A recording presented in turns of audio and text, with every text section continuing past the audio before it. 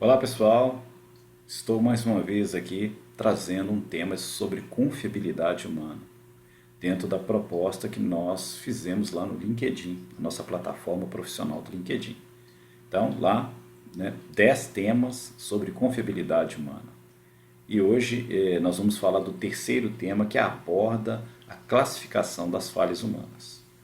Antes de tudo, como sempre faço, me apresento. Me chamo Fernando Xavier, sou engenheiro mecânico, trabalho atualmente na empresa Ausenco, Australia Engineering Company, e atuo como consultor na área de engenharia de confiabilidade e gestão de ativos. Atualmente também sou professor universitário, né, da Pontifícia Universidade Católica aqui de Minas Gerais, onde leciono justamente a disciplina de confiabilidade humana. Então vamos avançando aqui com a nossa apresentação, né? Sempre essa abertura que eu faço aqui, como normalmente tem sido, né, nos nossos temas, e vamos avançando aqui com os assuntos. Bom, já vimos dois tópicos muito importantes, né? As definições e resumo histórico, né, que foi já concluído. O tema número 2, que abordou erros humanos e as grandes tragédias, né, uma associação de erros e tragédias. E hoje vamos falar da classificação dos erros humanos, ou melhor dizendo, né, da classificação das falhas humanas, porque os erros humanos já é uma classificação em si. Então vamos entrar aí nessa classificação e ver como é que é isso tudo. Bom, falhas humanas, elas são divididas em duas características. Eu vou tirar aqui meu vídeo na parte inferior para não atrapalhar a visualização da imagem que será apresentada, né? Então vamos lá. Então nós temos erros e violações. Então as falhas humanas podem ser divididas em erros e violações. As violações também são conhecidas como transgressões. Os erros, eles podem ser considerados como inadvertentes, né, que são os deslizes, os lapsos de memória, como também os erros técnicos, que estão associados aos enganos. Há uma distinção importante entre esses dois tipos de erro que nós vamos abordar mais adiante. Nas violações ou transgressões, nós temos aquelas que são não intencionais e aquelas que são intencionais. Dentro do contexto dos erros inadvertentes, os deslizes, os lapsos, eles estão quase sempre associados às questões de habilidade, e os erros técnicos já envolvem questões de conhecimento e procedimentos. De alguma forma, no erro técnico, nós não atendemos a essas prerrogativas associadas ao conhecimento ou cumprimento de um procedimento. Pegando os erros, né, e fazendo a classificação deles, nós temos, né, como já falado, os inadvertentes, deslizes, lapsos e também os erros técnicos, enganos. Os erros, agora nós vamos ver as diferenças.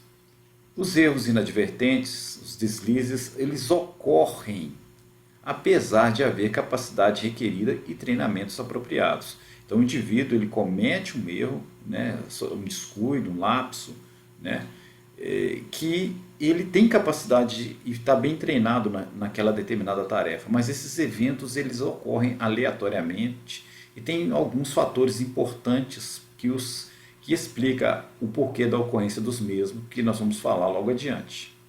Já os erros técnicos é diferente. Há uma falha na execução da tarefa, um descumprimento de padrões ou normas devido a algum equívoco ou algum problema relacionado à questão de treinamento, preparação, aptidão, né? Então já é uma falha mais clássica, vamos dizer assim, aquela falha que o indivíduo realmente descumpre alguma coisa, muito embora haja o esforço de executar bem aquele trabalho. Há também as questões envolvendo diagnóstico, que é muito comum de apresentar enganos, né, que são as tomadas de decisão equivocadas. Para o primeiro caso, as possíveis causas estão associadas a estresse, cansaço, distrações que leva o indivíduo a um dado momento perder uma sequência da atividade, perder ou deixar de cumprir um ou outro ponto dela. Normalmente os erros decorrentes de deslizes e lapsos, eles são muito assim do tipo esquecimento, muito ligado ao esquecimento, ou uma inversão de uma atividade, né? Então está muito ligado. Ele também tem como causa os problemas de saúde ou preocupações, né, que ainda que momentâneas. Sequências de operações muito complexas estimulam esses tipos de falha, assim como também tarefas monótonas ou estressantes, né? Os extremos entre monotonia e estresse. Já as possíveis causas associadas aos erros, os enganos, estão mais fortemente ligadas à falta de aptidão, atributos e perfil, falta de treinamento apropriado, falha de diagnóstico, conhecimento, ou aquilo que a gente trata como falha no julgamento, que tem uma forte correlação com o aspecto cognitivo. Já as violações tomam um caminho bem crítico e muito importante, né? Quando a gente fala dos não intencionais e intencionais, a gente vai perceber aqui que são distinções importantes e ocorrem em grande quantidade nas empresas. Muitas vezes elas, mesmo havendo um empenho muito grande em evitá-las, mas vocês logo vão compreender como que funciona cada uma delas. As não intencionais, o indivíduo tende a violar as coisas, as ações, por julgar que a sua forma de fazer, a sua ação, seja irrelevante, seja suficiente para concluir a tarefa, ou muitas das vezes ele interpreta que é a mais correta, né? Então o indivíduo viola por julgar que não é tão sério, ou porque aquela ação dele já é suficiente, embora não esteja de acordo com o procedimento, ou muitas das vezes ele o faz por julgar que a ação dele é melhor do que o procedimento. Então não há uma intenção de proporcionar nenhum mal, né? Mas o indivíduo corrompe a sua ação a si mesmo. Já as intencionais, fica claro o esforço do indivíduo, né, no sentido de transgredir algo por estar seguro de que não será descoberto ou por acreditar na impunidade. Então, quais são as possíveis causas? Através das possíveis causas nós vamos compreender melhor. O primeiro caso, que são essas violações intencionais, que são não intencionais, que o indivíduo faz de acordo com o seu princípio de julgamento, estão muito associados a ambientes onde haja uma estimulação para isso, ou aspectos sociais e culturais indutores desses tipos de comportamento, né? Às vezes aqueles aspectos de teimosia, insistência, né? Polarização, visão de mundo, crenças, alguns valores, estimulam um pouco o indivíduo a agir segundo as suas convicções e oferecer barreiras àquilo que deve ser feito de acordo com o que se põe, né? Questões de indisciplina também. Às vezes, e não é muito difícil de imaginar isso, a ausência de supervisão e feedbacks também contribuem bastante para esses tipos de violações dentro do contexto não intencional. Ao passo que também a falta de recursos e instruções, né, quando você vê uma deficiência nesses aspectos, acaba se tornando fatores indutórios de violações. Já as intencionais, né, que o indivíduo atua mais que ali numa situação de quase que de dolo, né, vamos dizer assim, as possíveis causas estão associadas à busca de ganhos pessoais, ambição, valores distorcidos, práticas abusivas. O indivíduo se vê muitas das vezes motivado para tirar vantagens das atividades que ele tem atitudes irresponsáveis, quer ser esperto, né, em fazer algo mais rápido, pulando etapas, mas no sentido assim de tirar proveito daquilo. Aí é que está a intenção em ganhar algo, né, em ter alguma vantagem, ou descumprir etapas porque não quer trabalhar muito, ou descumprir etapas porque aquela atividade ali ninguém vai ver ele fazendo e e que às vezes ele não se preocupa com os resultados finais daquilo. E em casos mais extremos, né, quando há a intenção de fazer mal a alguém, que é a sabotagem. Então, nesses casos, são mais críticos. Todos esses dois casos, desses casos apresentados aqui, né, das violações, eles não são muito tratados dentro do contexto quantitativo da confiabilidade humana, porque decorre de comportamentos que não obedecem necessariamente uma aleatoriedade no tempo, né? São mais difíceis de tratar. Esses casos está mais ligado à parte de escolha de pessoas, desenvolvimento das pessoas no que diz respeito a encontrar perfis que tenham sejam mais adequados para as atividades.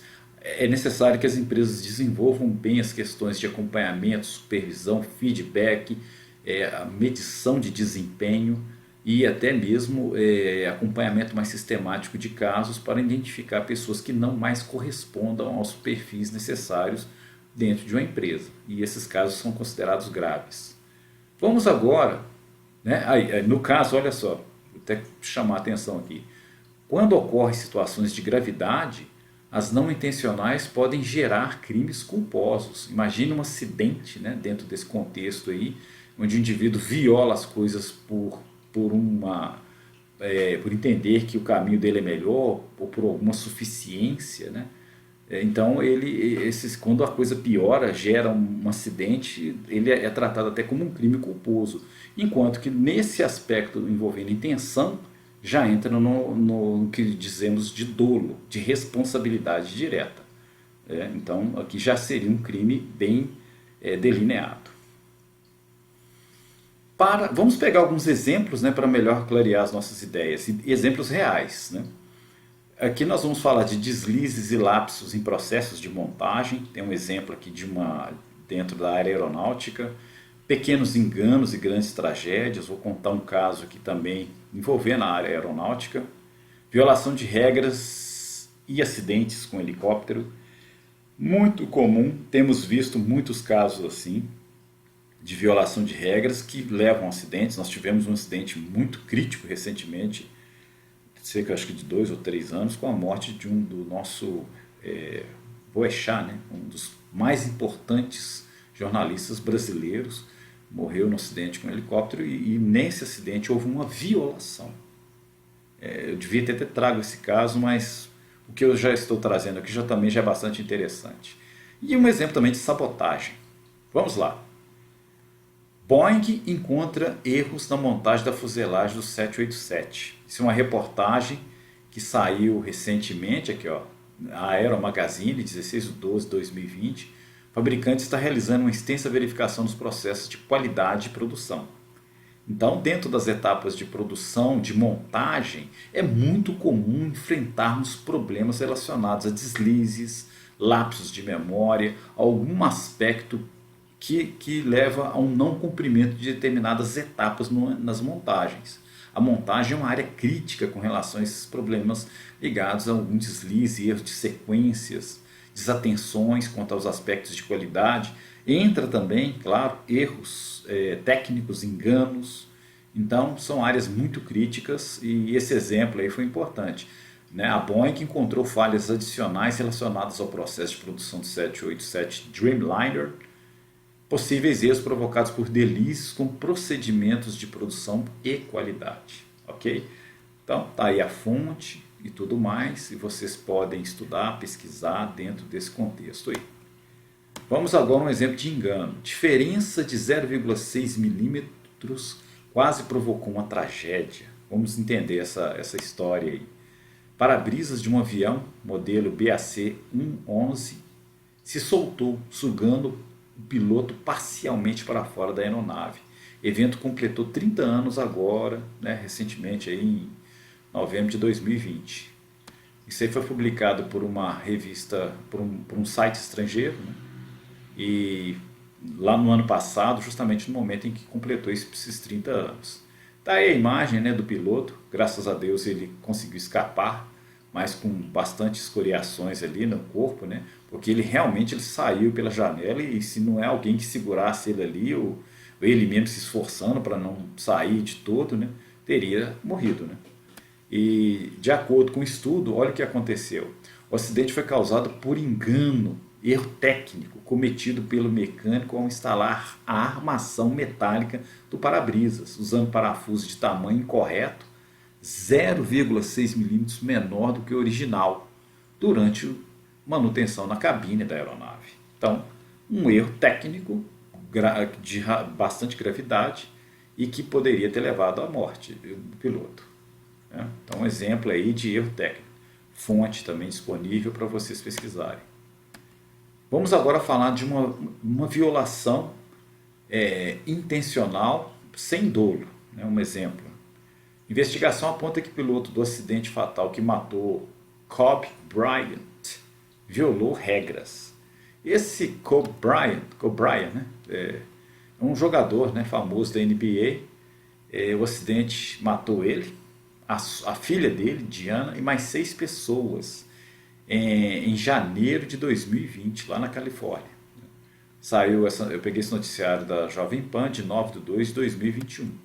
Então, um acidente, então a imagem aí, né, do helicóptero que se chocou numa montanha, né, a informação passada, né, resumindo aqui em poucas palavras, é que o piloto desrespeitou regras relacionadas a voos em situação de muita neblina. Como o voo é em baixa altitude, ele deveria contar também com apoio visual, e ele não tinha esse apoio. Normalmente os pilotos de helicópteros atendem a diversos tipos de caprichos, né, dos seus clientes, costumam fazer voos em situações de risco, com chuva, com neblina e tudo mais, e às vezes acabam violando alguma regra de segurança aeronáutica. Né? Então foi o caso aí. Aí está aí uma fonte, né? Claro que não havia, assim, digamos, uma violação intencional porque sabia-se dos riscos e tudo mais, mas assim mesmo fez, né? Mas no caso sem um dolo eventual, Aí ficou tramitando entre a questão da violação por achar que dava para fazer, cumprir, com um pouco também de responsabilidade de assumir, né, assim, de querer tirar, ter algum proveito em agradar o cliente, né? Ou seja, somou os dois aí, né? Ficou numa interface aí. E por último, um exemplo aqui de sabotagem, né? A empresa Tesla informou aos seus funcionários por meio de uma comunicação interna, né, e-mail, que numa fábrica deles lá nos Estados Unidos, em Fremont, na Califórnia, houve um caso de sabotagem. Reportagem Olhar Digital de 7/10/2020. Então o que aconteceu? Eu extraí da reportagem já fala, né, conforme ela estava descrita, uma expressão, um diálogo, né, apresentado às pessoas lá. 2 semanas atrás, nossas equipes de TI e segurança da informação determinaram que um funcionário sabotou uma parte da fábrica. Ações rápidas impediram maiores danos. O que aconteceu? O funcionário tentou cobrir os seus rastros, né, culpando um colega por destruir um computador da empresa e causar pane na produção. Então, essa sabotagem não se sabe a causa dela, mas o funcionário foi assim associado à falha. Para escapar, ele culpou um colega e mesmo assim não adiantou, que por uma série de investigações ele acabou ficando sem recursos, né, nas suas apelações, e ele acabou se entregando, né? Mas não explicou, a empresa não explicou o porquê da sabotagem, mas ele foi demitido. Então, no caso, houve aqui uma situação de dolo mesmo. A pessoa destruiu um equipamento da empresa, trouxe prejuízos à produção com o propósito, né, de prejudicar alguém, e já ia prejudicando um inocente dentro do contexto. Não se sabe se ele queria prejudicar o colega ou a empresa, né? Então, mas fica aí o exemplo de sabotagem. Está aí a fonte para vocês também consultarem. Bom, agora vamos para a bibliografia, né? Eu sempre trago um livro aqui para vocês. Voltei com um livro aí de novo, né, do Palerozzi, que é engenheiro mecânico, estudioso, professor, né, Carlos Amadeu Palerozzi. E também esse livro teve a contribuição da psicóloga Beatriz Pinheiro e de Luiz Ricardo Mazzoni, que é engenheiro elétrico, então, e administrador e psicólogo. Então, um livro muito rico dentro desse contexto aí da psicologia, que é o que eu mais usei hoje. Então, trouxe novamente, né, esse tema, esse livro. No primeiro tema eu já havia falado dele, e ele tem assim uma abordagem muito boa dentro desse contexto aí da classificação das falhas humanas e outros assuntos correlatos, além de falar também de algumas técnicas de ACT-RA, que são as técnicas de avaliação da confiabilidade humana, e outros assuntos de interesse. Muito bom livro, vale a pena pesquisar e buscar esse material, tá bom, gente? E ele foi a base da apresentação de hoje. Então, encerrado o vídeo aí, espero que vocês tenham gostado. O próximo tema será aspectos cognitivos entre estímulo e resposta, ok? Então isso é tudo, muito obrigado.